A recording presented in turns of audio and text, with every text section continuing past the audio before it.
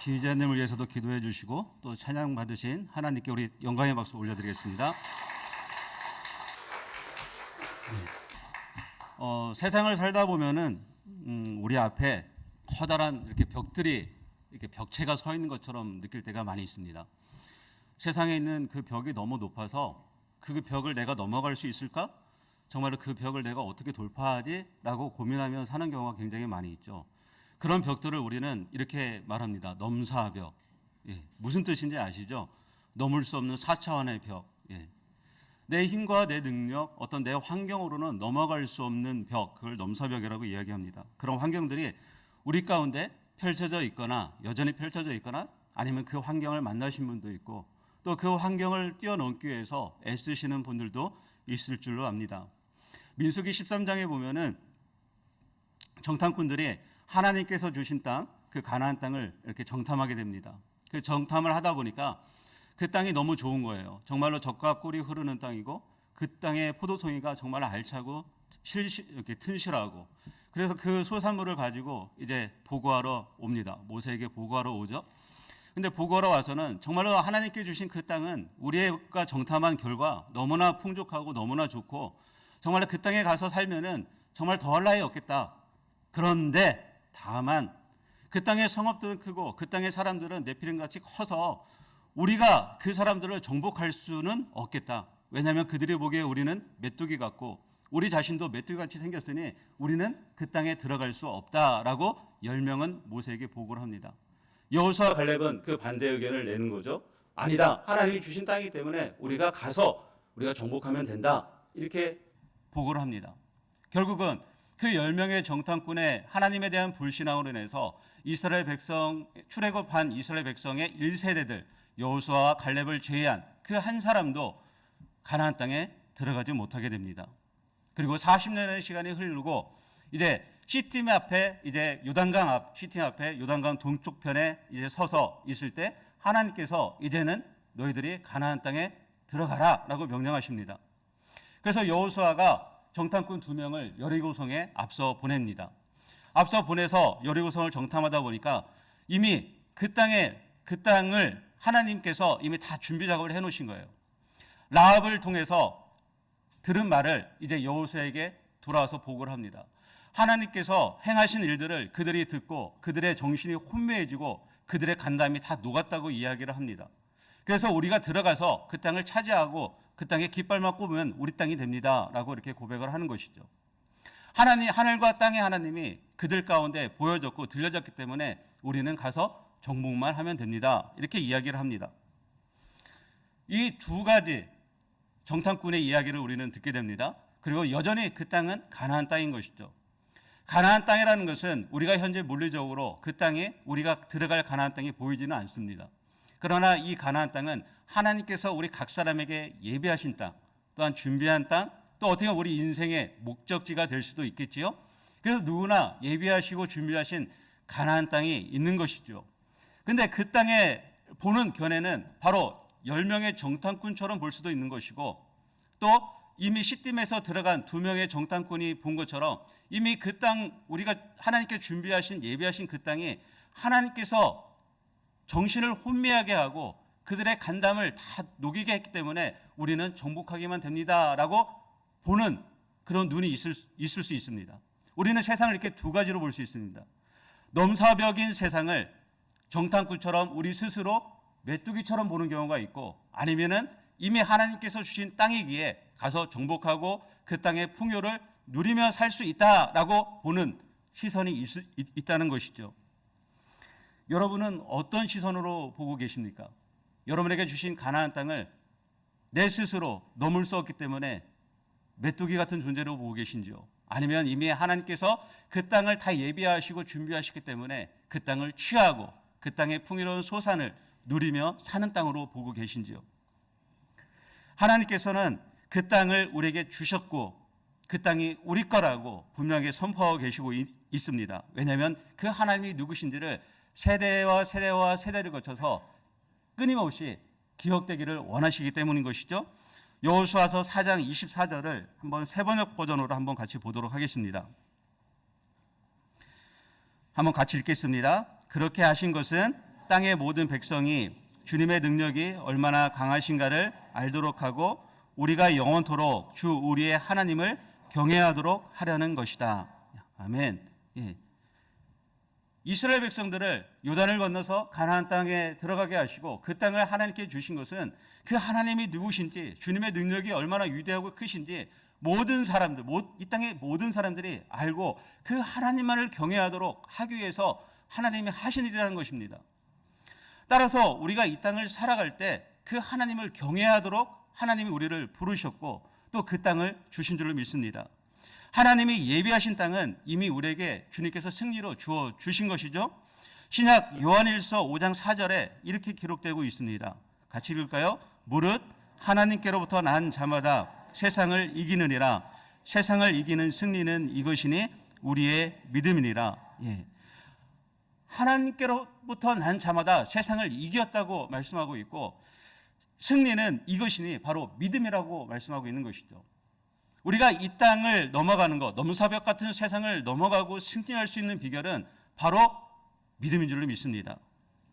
주님의 능력이 강하심을 알고 하나님께로부터 난 자마다 세상을 이긴다는 말씀을 믿는다면은 우리는 이 땅 가운데서 그 풍요로움과 그 땅의 풍성함을, 소산을 누리며 살아가야 되는 줄을 믿습니다. 그러나 현실은 어떤가요? 그렇게 살고 계신지요? 여전히 넘사벽과 같죠? 예. 그리고 그 넘사벽을 넘으려고 해도 또 앞에 장애물이 하나 더 있습니다. 가나안 땅에 들어가기 위해서는 장애물이 하나가 있는 거죠. 바로 요단이라는 강이 흐르고 있던 것이죠. 그 요단을 뛰어넘어야 되는 것이죠. 물론 우리 앞에 물리적인 요단 강은 없습니다. 그러나 상징적으로 우리 앞에 늘 요단은 흐르고 있는 것이죠. 요단은 이스라엘 백성들이 가나안 땅에 들어가기 위해서는 반드시 건너야만 되는 그 땅의 풍요로움과 그 땅의 소산과 그 땅의 모든 것들을 누리기 위해서는 반드시 건너야만 되는 첫 번째 관문이 바로 요단이었던 것이죠. 다시 말하면 요단은 그리스도인이 어떤 삶의 목적지를 가기 위해서 성취하는 일에 대해서 가로막는 모든 장애물들, 난관을 말하고 있는 것입니다. 따라서 그 땅을 정복하고 넘사벽과 같은 세상에 요단이 흐르고 있는 그 땅, 그곳을 정복하고 그 땅의 풍족한 소산을 누리기 위해서는 우리는 이 난관을 넘어가야만 되는 것이죠. 그러면 어떻게 넘어갈 수 있을까요? 분명히 하나님께서는 그 땅을 주셨고 우리한테는 넘어가라고 말씀하고 있는 것이죠. 어떻게 넘어갈 수 있을까요? 바로 여호수아 3장에 그 일들이, 그리고 4장에도 그 일들이 잘 기록되어 있는 것이죠. 여호수아 3장 3절에서 4절 우리 같이 한번 읽도록 하겠습니다. 너희는 레위 사람 제사장들이 너희 하나님 여호와의 언약궤 매는 것을 보거든 너희가 있는 곳을 떠나 그 뒤를 따르라. 그러나 너희와 그 사이 거리가 2000 규빗쯤 되게 하고 그것에 가까이 하지는 말라. 그리하면 너희가 행할 길을 알리니 너희가 이전에 이 길을 지나보지 못하였음이니라 하시라. 아멘. 이스라엘 백성들이 가는 길은 이전에 지나보지 못한 낯선 길인 것이죠.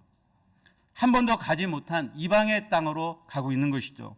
그리고 그 땅은 그들이 이미 들었던 것처럼 철병거가 있었던, 성읍들이 높고 그다음에 귀골이 장대한 자들이 있는, 거인족들이 있는 땅이었습니다.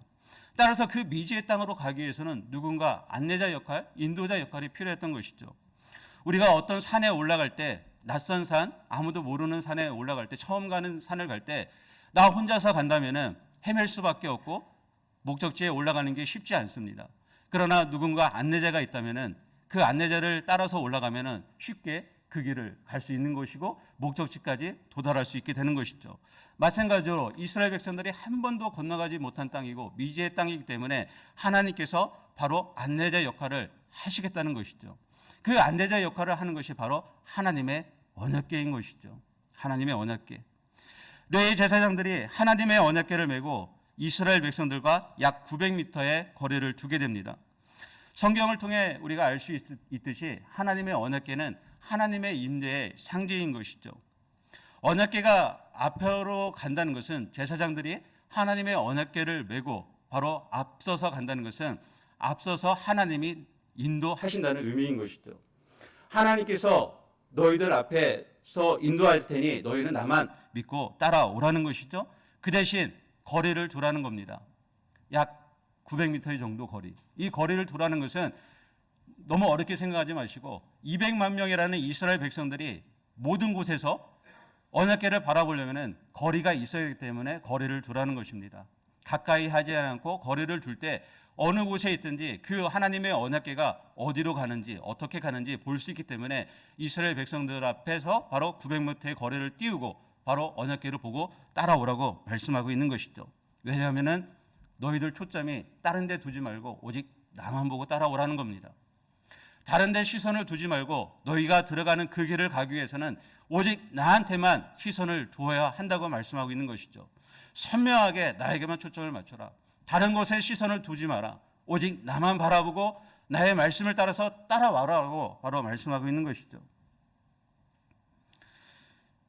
이스라엘 백성들은 한 번도 가보지 않은 길이기 때문에 그렇습니다. 또한 그 강을 건넌 후에 어떤 일이 생길지 모르기 때문에 그런 것이죠. 분명히 강을 건넜지만 그 강을 건넌 후에도 어떤 일이 벌어질지는 모르는 것입니다. 따라서 하나님의 언약궤에만 바로 초점을 맞추라고 말씀하고 있는 것이죠. 이 말씀은 오늘을 살아가는 우리에게도 동일하게 적용되고 있는 것이죠. 성경 전체를 흐르는 말씀이 무엇입니까? 우리가 하나님을 바라보라고 말씀하시는 것이죠. 주 예수 그리스도만 바라보고 쫓아오라고 말씀하시는 것이죠. 나를 따라오려거든 나를 부인하고 자기 십자가를 지고 따라오라고 말씀하고 있는 것이죠. 그래서 어떤 신학자는 이렇게 표현합니다. 앞서가시는 하나님. 우리가 길을 가고 있지만 우리가 목적지를 가고 있지만 하나님이 나의 앞서서 가고 있기 때문에 우리는 그 하나님만 바라보고 간다면 우리가 하나님께서 주신 그 목적지에 안전하게 당도할 수 있다는 의미인 것이죠. 그러나 문제는 우리가 그 하나님을 늘 초점을 맞추고 있는가입니다. 우리 삶에 늘 그 하나님 앞에 초점을 맞추고 그 하나님만 바라보며 살아가고 있는가 자문해 봐야 된다는 것이죠. 날마다 그 하나님의 선명하심을 바라보고 그 복음이 선명하게 계시됨을 바라보고 그 말씀을 쫓아서 가고 있느냐 우리가 질문을 해볼 필요성이 있다는 겁니다. 왜냐하면 세상은 정말 넘사벽과 같은 곳입니다. 여러분들 세상 사는 것이 쉽지 않습니다. 그렇지 않습니까? 반백년, 저도 이제 반백년을 이렇게 표현할 수 있는데 반백년을 살아보다니까 어려운 것 같아요. 세상 사는 것이 쉽지는 않습니다. 넘사벽이 너무 많이 있습니다. 그런데 때로는 이미 승리한 곳인 것 같기도 하지만 때로는 정말 10명의 정탐꾼과 같이 내 스스로가 메뚜기와 같은 여길 때가 얼마나 많은지요. 그러나 그때마다 우리가 다시 한번 주목해서 바라봐야 될 것은 바로 하나님의 언약궤인 줄로 믿습니다. 이 언약궤 안에 뭐가 들어있습니까? 아론의 쌍난 지팡이가 있고 그 다음에 돌판이 있고 그 다음에 만나가 들어있습니다. 이 세 가지가 들어있는 것은 바로 하나님께서 광야에서 이스라엘 백성들이 그들이 교만하고 하나님을 부인하고 때로는 범죄하고 그럼에도 불구하고 하나님이 그들을 입히시고 먹이시고 그들의 목적지까지 안전하게 그들을 이끌고 가실 거라는 바로 표징이 되는 것이죠. 아론의 쌍난 지팡이만 보더라도 모세의 권위에 아론의 권위에 부정하고 반대하고 했던 자들에게 하나님께서 징표로 보여주시면서 너희들이 세운 지도자 하나님이 세운 권위자의 순종하며 갈 때 너희들이 그 땅에 들어갈 수 있다는 것을 분명하게 보여주고 있는 것이죠. 십계명은 무엇입니까? 물론 깨어진 돌판이 그 안에 들어있지만 거기에는 하나님의 말씀이 들어있는 것이죠. 너희가 이 땅을 살아가려면은 넘사벽과 같은 세상 가나안 땅에 가서 들어가서 살려면은 바로 하나님의 말씀, 우상을 섬기지 말고 나 외 다른 신을 섬기지 말고 우상을 만들지 말고 거룩한 안식일을 지키며 하나님의 이름을 망령되게 하지 말고 그리고 그 뒤부터는 이웃을 내 몸같이 사랑하는 계명들이 쭉 써 있지 않습니까? 무엇입니까? 오직 하나님을 사랑하고 이웃을 사랑하는 것, 이 땅에 정의와 공의를 강물같이 흘려보내는 삶을 살아가라고 바로 말씀하고 있는 것이죠. 우리가 하나님께 초점을 둔다는 것은 바로 이러한 의미가 담겨져 있는 것이죠. 바로 하나님을 사랑하는 것, 내 이웃을 내 몸과 같이 바로 그들에게 정의와 공의를 행하며 살아가는 것, 그게 바로 십계명의 정신이고 바로 언약궤를 쫓는 바라보는 시선이기도 합니다. 마지막에는 만나가 무엇일까요? 이스라엘 백성들이 광야 40년에 있으면서도 그들이 굶주리지 않고 부족함 없이 그들이 생활할 수 있었던 것은 하나님께서 늘 공급해 주시는 양식이 있었기 때문에 그렇지 않습니까? 그들의 의복이 헤어지지 않고 그들의 발이 부르트지 않을 수 있었던 것은 하나님께서 돌보시고 보호하시고 지키셨기 때문에 그들이 안전하게 광야 생활을 할 수 있었던 것입니다. 따라서 만나는 매일매일 내가 너에게 모든 것을 공급할 테니 너희는 나에게만 시선을 두라는 것입니다. 너희는 먼저 그의 나라와 그 일을 구하라. 그래야만 이 모든 것을 너에게 더하시라고 말씀하신 것처럼 모든 것 위에 바로 나한테 모든 것을 바라보고 나에게 시선을 맞출 때 내가 그 다음 것은 내가 다 해주겠다는 하나님의 약속의 말씀이신 것이죠. 바로 우리가 하나님의 언약궤를 바라보고 간다는 것은 바로 이와 같은 의미가 담겨져 있는 것이죠. 우리를 앞서서 이끄는 하나님의 세우신 권위자들의 말씀에 순종하고 청종하고 또 하나님의 말씀을 사랑하고 그 말씀대로 살아가려고 애쓰고 그 다음에 매일매일 공급하시는 하나님의 만나에 감사함으로 나가는 것이죠. 그럴 때 우리가 이 땅에서 하나님 주신 가나안의 축복을 누리게 되는 줄로 믿습니다. 하나님이 이스라엘 백성에게 언약궤를 지속적으로 바라보고 하신 것은 언제든지 하나님의 뜻보다는 자기의 뜻을 세우며 우상 숭배와 타락과 범죄로 변질되고 부패할 수 있는 우리 자신을 잊지 말라는 것입니다. 언제든지 우리는 변질되고 우리는 타락하고 우리는 부패할 수 있는 마음이 심히 부패된 사람들이기 때문에 그런 것이죠. 따라서 백성을 구원하시고 먹이시고 용서하시고 품으시고 인도하시며 포기하지 아니하시는 하나님의 사랑과 풍성함이 언제나 함께 있음을 잊지 말고 기억하라는 것입니다. 그게 언약궤를 바라보는 것이죠. 실패와 배신의 연속으로 광야에서 영원히 죽을 이 백성을 다시 회복시키시고 여기까지 인도하신 언약의 하나님을 너희는 기억하라는 것이죠. 요단강의 문제 앞에서도 능히 승리의 길을 열어가실 하나님을 바라보라는 것입니다. 나를 보는 것이 아니고 내 자신 스스로 넘으려고 하는 것이 아니라 바로 하나님을 바라볼 때 하나님께서 예비하신 그 땅 가운데 우리가 들어가고 또 그 땅의 소산을 풍족히 누리며 경험하게 될 줄로 믿습니다. 바로 이와 같은 일들이 우리 생수 공동체 안에 일어나기를 주님의 이름으로 축원합니다. 아멘. 두 번째는 우리가 그 가나안 땅을 가기 위해서는 바로 넘사벽 같은 세상을 넘어가는 그 장애물이 있는데 바로 요단이죠. 그리고 두 번째는 요단이라는 두려움을 넘기 위해서는 순종으로 발을 디뎌야 합니다. 순종으로 발을 디뎌야 합니다. 여호수아서 3장 8절 말씀 같이 한번 읽겠습니다. 시작. 너는 언약궤를 맨 제사장들에게 명령하여 이르기를 너희가 요단 물가에 이르거든 요단에 들어서라 하라. 13절 같이 읽겠습니다. 온 땅에 주 여호와의 궤를 맨 제사장들의 발바닥이 요단물을 밟고 멈추면 요단물 곧 위에서부터 흘러내리던 물이 끊어지고 한 곳에 쌓여 서리라. 아멘. 말씀을 보시면 너희들이 들어가라고 하면은 강이 저절로 갈라질 거다. 그러면 건너가라고 표현하고 있지 않습니다. 그렇게 증거하고 있지 않습니다.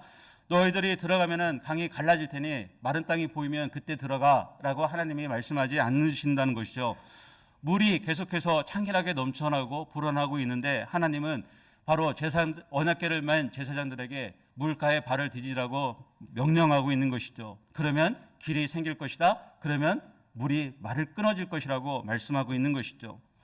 하나님이 이스라엘 백성들을 홍해를 건너게 할 때 바로 첫 번째 출애굽하고 홍해를 건너게 할 때는 하나님께서 바로 밤새 바람을 일으켜서 그 바다에 벽체를 세웠습니다. 그리고 이스라엘 백성들이 그 벽체에 세워진 마른 땅을 지나갔습니다. 그러니까 그때는 마른 땅을 보고 지나간 거예요. 근데 지금은 그렇지 않죠. 물이 여전히 흐르고 있습니다. 이스라엘 혹시 성지순례 다녀오신 분들은 요단강의 크기를 알 겁니다. 지금은 별로 안 크다고 합니다. 저는 가보지 않았기 때문에 잘 모릅니다. 그렇지만 다녀오신 분들이 이게 요단강이야? 이렇게 표현하신 분들도 있더라고요. 근데 그 당시에 요단강은 볼이 추수할 때이기 때문에 3, 4일경에는 물이 창일하게 넘칩니다. 약 12척, 그러니까 미터로 하면은 한 4미터 정도의 깊이가 됩니다. 그런 4미터 정도의 요단강이기 때문에 그냥 앞에 4미터 정도의 물이 넘실대며 흘러가는 걸 보면은 사실 건너가라는 것은 불가능한 것이죠. 그리고 건너간다 한들 수영을 잘한다 한들 건너가서 어떤 일이 생길지 모르는 것이죠.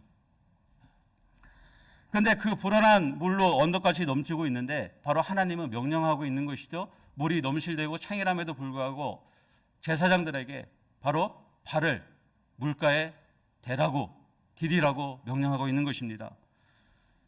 어떻습니까? 디딜 수 있을까요? 성경이기 때문에 우리는 쉽게 디디면 되지라고 생각할 수 있습니다. 그러나 우리 현실에서 한 발자국의 물을 딛는다는 것은 굉장히 어렵죠. 오히려 반대적인 이야기를 하죠. 하나님 먼저 보여주시면 그렇게 하겠습니다라는 표현을 더 많이 하는 거죠. 때로는 우리는 거래적인 신앙을 합니다. 조건적인 신앙. 하나님 이 문제를 해결해 주시면 내가 그 다음에는 이렇게 하겠습니다. 하나님 먼저 보여주시면 내가 이렇게 하겠습니다. 하나님 이 문제를 넘어가면 그 다음에는 제가 이렇게 하겠습니다. 하나님 이 문제를 넘어가면 그 다음에는 제가 교회 주일 정도 잘하고 헌금도 잘하고 봉사도 잘하고 성가대도 서고 교사도 하고 다 하겠습니다. 정말요? 이건 거래적인 신앙인 것이죠. 때로는 우리는 이렇게 표현합니다. 하나님이 정말로 살아계신 걸 나한테 보여주면은 제가 그 다음에는 하나님을 정말로 잘 믿겠습니다. 우리는 하나님과 거래를 하려고 합니다. 뭔가 딜을 해서 내 믿음에서 이렇게 나오는 그 신앙보다는 하나님께서 먼저 해주시면 내가 그 다음에 믿겠다는 표현을 더 많이 쓸 때가 있는 것이죠. 그러나 주님은 늘 말씀하고 계시는 거죠. 믿으면 볼 것이라고 말씀하십니다.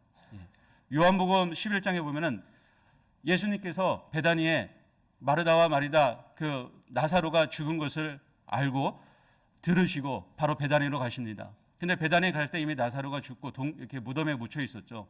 이미 사흘이 지났기 때문에 이미 시체가 썩은 것처럼 이렇게 성경에 이제 묘사되어 있습니다. 근데 예수님께서 오셔서 마르다한테 그 사람들한테 그 굴의 그 무덤 문을 열라고 하십니다. 마르다가 그러죠. 사흘이나 됐는데 시체가 썩었는데 어떻게 그 죽은 사람이 나올 수 있겠습니까? 이렇게 합니다. 그때 주님께서 요한복음 11장 40절에 이렇게 말씀하시죠. 네가 믿으면 하나님의 영광을 보리라. 아멘. 예. 믿으면 보리라입니다. 예. 정말로 나사로가 걸어 나오지 않습니까? 바로 우리의 부활하는 것들이 어떤 것인지를 직접 보여주는 현상인 것이죠. 요한복음 11장 40절에 분명히 보리라 믿으면이 아닌 것이죠. 네가 믿으면 하나님의 영광을 보리라입니다. 네가 믿을 때 하나님의 영광을 바로 보게 될 거라는 것입니다. 굉장히 짧은 말씀이지만 두 단어의 순서인 것이죠. 믿으면 보리라. 이 단어는 우리는 실제의 삶 속에서 바꾸고 싶어 합니다. 어떻게 해요? 보면 믿겠습니다. 보여지면 믿겠습니다. 이렇게 되면 믿겠습니다. 하나님이 이렇게 해주시면 믿겠습니다. 그렇게 해주십시오. 그러면 제가 믿겠습니다라는 표현을 더 많이 한다는 것이죠. 그러나 주님의 대답은 언제나 한결같죠. 네가 믿으면 하나님의 영광을 보리라는 겁니다. 네가 믿으면 보리라는 것이죠. 지난 4월 달에 제가 섬기고 있는 교회 진흥원에 전체 직원 그 워크숍이 있었습니다. 이 워크숍은 그냥 매번 하는 것이 아니라 새로운 원장님이 바뀌시면서 직원들 간에 서로 친밀함도 이렇게 세우고 또 진흥원이 나아갈 방향들을 이렇게 함께 논하기 위해서 워크숍이라는 시간을 갖기로 했습니다. 무려 이 워크숍을 갖는 것은 약 18년 만에 처음 있는 일이라고 하더라고요. 그동안 18년 동안 한 번도 이 일이 그러면 없었다는 것이죠. 그리고 18년 동안 처음 있는 일이니까 왜 이 일을 하나라는 궁금증도 생겼고 더 저한테는 납득이 되지 않는 것은 저는 이제 서점의 자영업이잖아. 일종의 자영업 직장이기도 하지만 자영업. 이게 참 애매한 경계선입니다. 예. 급여 생활자이지만 자영업을 해야 되는 참 이상한 아무튼 곳이 있긴 한데 그것도 4월 달입니다. 4월 달은 우리가 부활주일이 있었죠. 그 부활주일 전주가 고난주일이고 고난주간 전주가 이제 사순절로 지키게 되는데 보통 서점에서는 기독교 서점에서는 이 4월 달은 황금기라고 표현을 합니다. 우리가 부활절에 이렇게 계란을 나눠주듯이 마치 부활절은 이 4월 달은 황금알을 나는 서점에서는 그런 달이라고 그렇게 표현을 합니다. 그리고 이 4월 달 영업을 해서 이제 비수기 때 왜냐하면 이제 휴가철이나 여름에는 이렇게 서점을 방문하는 분들이 거의 없기 때문에 일명 보릿고개라고 합니다. 그래서 1, 2, 3, 4월 영업해서 보릿고개를 넣고 다시 11, 12, 1월 11을 영업을 해야 되는 이게 기독교 서점의 보통 이렇게 생태계입니다. 근데 4월 달에 황금 같은 그 주일에 바로 서점을 평일에 그것도 이틀씩이나 문을 닫으라는 겁니다. 전 직원 워크숍을 하기 때문에. 제가 서점을 8년 동안 경영하면서 휴일날도 영업을 했고, 예? 휴일날도 영업을 했고, 그 다음에 이런 일은 지금까지 한 번도 없었는데 평일에 문을 닫는다? 있을 수 없는 일이다. 예, 제 생각에 이건 있을 수 없는 일이다. 저는 못합니다. 라고 제일 처음에 이야기를 했습니다. 아니, 이틀 동안 평일에 문을 닫으면 일단 매출이 어마어마하게 떨어질 것이고, 첫 번째는 그러면 그 원장님이 책임지실 것입니다. 책임질 겁니까? 라고 여쭤봤어요. 엄청나게 떨어지기 때문에. 그리고 또 한 가지는 제 앞에 있는 서점이 있고 바로 건너편에 또 하나의 서점이 있습니다. 경쟁 서점이죠. 일명 경쟁 서점. 경쟁 서점이 있기 때문에 우리 쪽에 안 오면은 경쟁 서점으로 가기 때문에 경쟁 서점에 간 사람은 또 우리 쪽에 한 번도 안 옵니다. 따라서 내 고객을 뺏기는 것을 나는 용납할 수가 없습니다. 따라서 이틀 동안 문을 닫는다는 것은 저한테는 납득이 되지 않는 것입니다. 라고 이야기를 제 위에 이제 그 팀장한테 이야기를 했습니다. 이렇게 이야기한 것을 원장님한테 전해달라. 전했습니다. 원장님한테. 그때 원장님이 전화를 하셔갖고 그럼에도 불구하고 가는 것이 옳다라고 말씀을 하시더라고요. 곰곰이 생각해 보니까 이틀을 닫는 건 사실 모험이기도 하고 저한테는 굉장한 두려움이었습니다. 사람을 뺏기는 것, 고객을 뺏기는 것, 매출이 줄어드는 것, 점장으로서 책임감이 어마어마하게 했기 때문에 두려움이었습니다. 근데 가만히 생각해 보니까 내가 왜 두려워할까라는 생각이 드는 거예요. 내가 다 하려고 하다 보니까.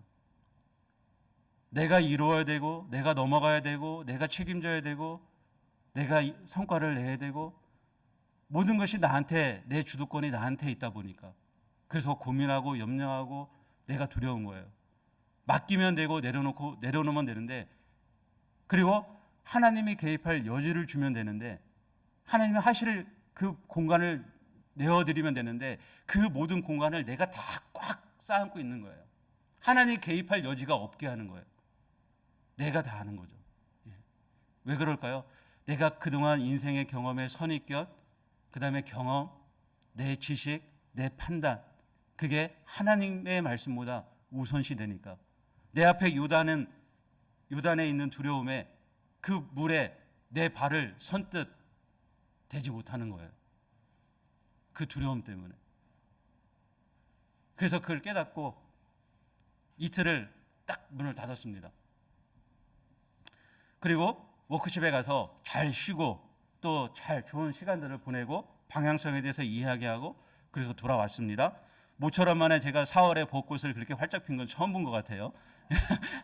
예, 벚꽃을 진짜 어마어마하게 봤습니다. 그리고 돌아왔습니다. 어떤 일이 생겼을까요? 기적 같은 일이 생기기를 바라겠지만 물론 약간의 기적은 생겼습니다. 그렇지만 평상시와 같은 것이죠.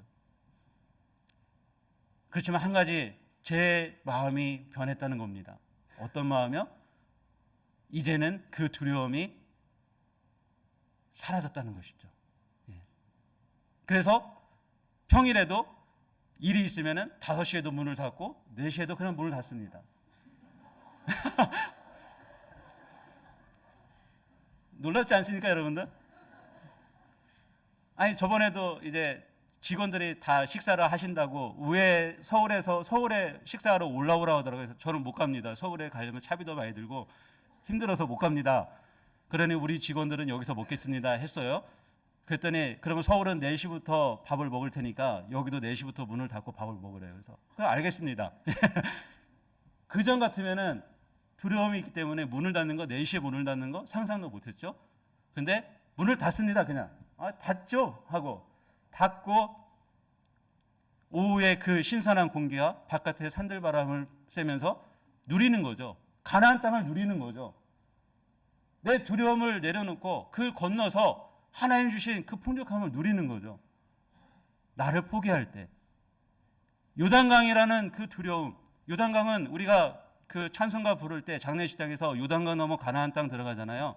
그 의미에서 요단강을 또 한 가지 의미로 본다면 그건 죽음입니다. 예. 나는 죽고 예수로 사는 거죠. 우리가 침례식 할 때 예수님과 함께 죽고 예수님과 다시 사는 것처럼 바로 나는 죽고 예수로 사는 것. 따라서 내가 요단강을 건넌다는 것은 나라는 자아를 죽고 예수님과 함께 그 강을 건너가는 겁니다. 두려움이 없는 거잖아요. 내려놓고 가면 되는 겁니다.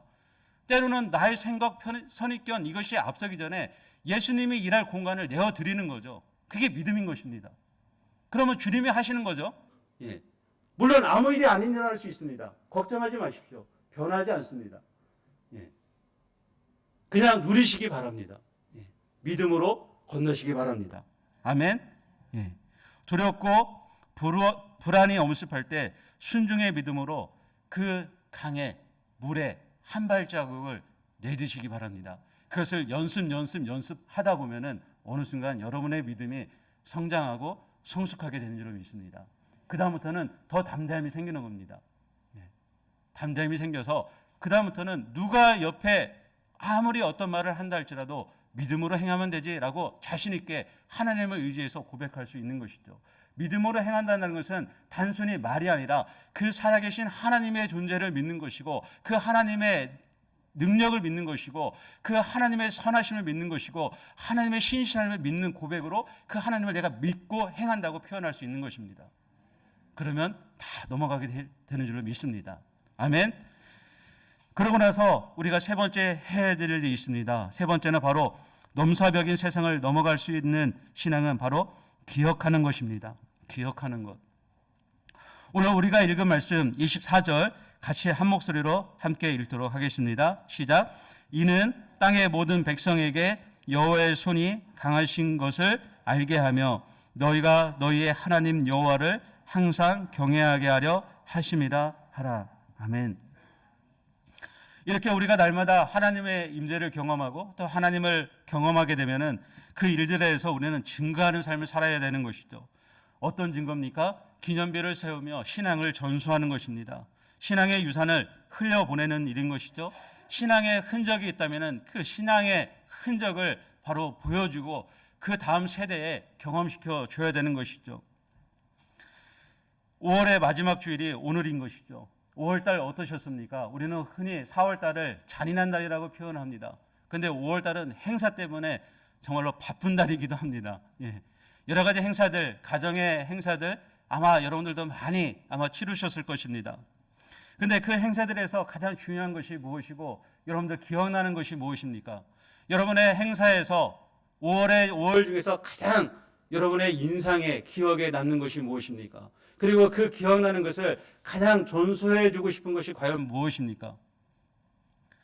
저는 가장 기억나는 것은 그래도 그 코로나 시기였지만 그럼에도 불구하고 어머니랑 가족들이랑 함께 모여서 같이 신앙에 대해서 이야기할 수 있었던 것이 가장 좋았습니다. 아버지가 수천하시고 어머니 이제 홀로 사시지만 그럼에도 불구하고 자녀들이 예수 그리스도를 주로 삼고 가정을 이루고 그래서 잘 살아가고 또 모여서 형제들끼리 그렇게 화목하게 지낼 수 있는 것, 신앙 안에서 산다는 것이 얼마나 행복한지를 다시 한번 기억하고 경험하는 시간이었습니다. 왜냐하면 어머니가 그런 이야기를 하시더라고요. 주일 예배에 가면은 이렇게 나이 드신 연로하신 분들이 이제 많이 예배에 참석하는데 그 자녀들은 교회에 오지 않는 거예요. 같이 살면서도 교회에 오지 않는 거죠. 신앙이 끊어진 것이죠. 그건 불행인 것이죠. 신앙이 이어질 수 있는 것, 그리고 그 신앙을 가진 자들이 같이 한 상에 모여서 같이 예배하고 하나님을 찬양하고 같이 서로 화목하게 지낼 수 있는 것, 그게 가장 가치 있는 일 아닙니까? 이 신앙을 같이 공유하고 나누고 흘려보내는 일은 이 세상에 어떤 것으로도 살 수 없고 그 어떤 것으로도 이룰 수 없는 것이죠. 내가 아무리 돈이 많아도 신앙을 살 수 있는 게 아니잖아요. 내가 아무리 높은 자리에 있다 해도 그 신앙을 내가 얻을 수 있는 게 아니잖아요. 그렇다면 우리가 기억하고 기념하고 그 다음 세대에 전수해야 될 것이 있다면 바로 신앙인 것이죠. 부모들이 그 신앙을 어떻게 살아왔는지, 내가 경험하고 살아온 그 믿었던 하나님이 어떤 일을 행하셨는지, 그 하나님 주신 가나안 땅에서 내가 어떤 소산을 누리고 풍족하게 살았는지, 그것들을 나의 세대에게 전수해 줘야 되는 것이죠. 여러분 세대에만 끝나는 것이 아니고 그 다음 세대에 끊어지는 것이 아니라 앞으로 일어날 세대가 더 풍족하게 그 소산을 누리고 그것들을 경험하며 살아갈 수 있도록 우리가 흘려보내야 되는 것이죠. 그러기 위해서는 기억하고 기념비를 세우며 흘려보내야 되는 줄을 믿습니다. 그게 하나님의 명령인 것이죠. 너희가 이 땅의 주인이 누구인 것을 알고 기념비를 세우며 기억하며 그 여호와를 경외하기 위해서 너희는 그렇게 살아가라고 바로 말씀하고 있는 것이죠. 여러분의 삶에 기념비를 세우며 기독교 신앙을 전수하는 일에 힘쓰시기 바랍니다. 그리고 내년 5월에는 그 하나님이 어떻게 1년 동안 일하셨는지, 그 기념비를 어떻게 세우셨는지 그 돌을 꺼내서 그 하나님께 찬양하고 경배하시기 바랍니다. 그리고 그 이야기를 또 다음 세대에게, 손자 손녀에게 전수하는 저와 여러분 되기를 주님의 이름으로 축원합니다. 아멘. 여러분, 우리 앞에는 여전히 이 세상은 넘사벽 같습니다. 그러나 어떤 눈으로 보느냐에 따라서 그곳은 이미 전전된 땅으로 보일 수도 있고 여전히 넘어가기 힘든 땅으로 보일 수도 있습니다. 그러나 하나님의 언약궤를 바라보고 두려움을 내려놓고 믿음으로 나아갈 때 그곳에 주신 풍성함들을 우리 삶에서 경험하게 될 줄로 믿습니다. 그렇게 되어지는 저와 여러분이 되기를 주님의 이름으로 축원합니다. 아멘. 같이 기도하겠습니다.